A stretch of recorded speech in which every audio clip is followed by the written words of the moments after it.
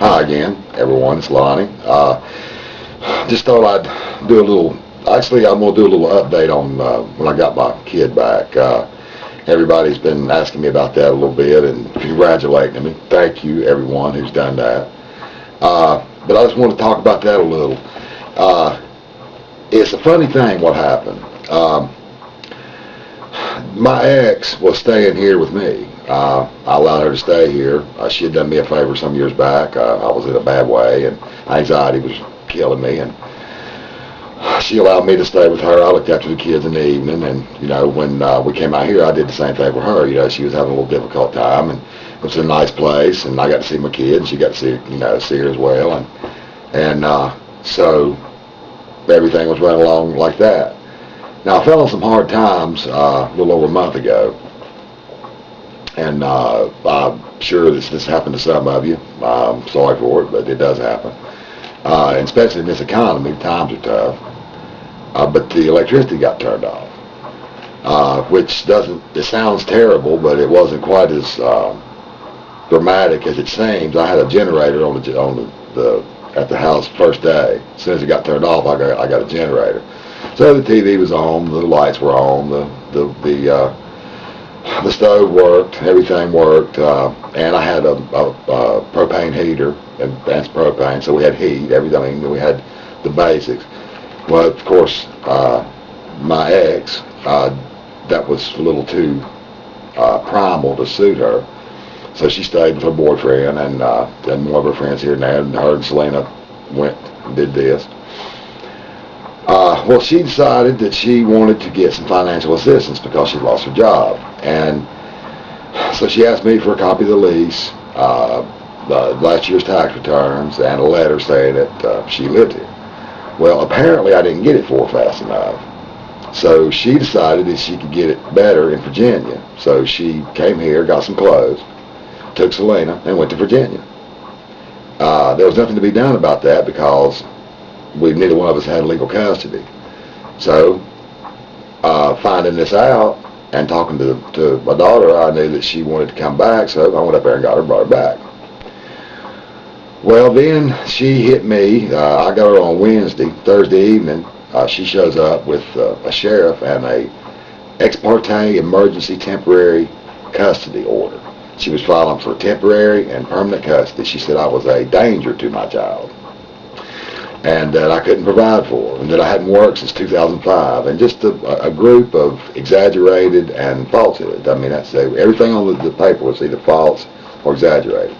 But, I hate to say it for you gals out there, but a woman says something, it's true. It said on the thing that she had presented sufficient evidence to prove these things, and apparently the sufficient evidence was her word. She said it, therefore it was true. So basically what she had done was she had decided that what her plans for me was that my daughter would be in another state, that I would not be able to see her, that she would receive financial assistance, that I would pay child support so that she could receive this financial assistance, and that she would be better off with 4 or 5 adults and a couple of kids living in a 3-bedroom trailer. Well, when I won the case, what I did is I started studying. I knew it was coming to this, so I got on the internet and I started studying. I started making telephone calls, and I found every scrap of information I could possibly find on child custody and court systems and everything else. Well, in order to get that ex parte order, she had hired an attorney. So when I went to court, I went up against an attorney, a seasoned veteran. Well, I won. And that's what the other video is about. I won. So what it turns out is that now, since she has already moved and I got custody, she is in another state without her child. She has lost her financial assistance. I, however, have gotten financial assistance because I have my daughter with me and I have custody. And guess what? She's got to pay child support. So as it turns out, every single thing that she intended to rain down on me without a second thought, Every single one of those things has now happened to her. And it was all completely and totally by her own doing. I have not initiated one action in this entire process. All I did was defend myself against a pack of lies and won. And now it's like someone threw a baseball at me.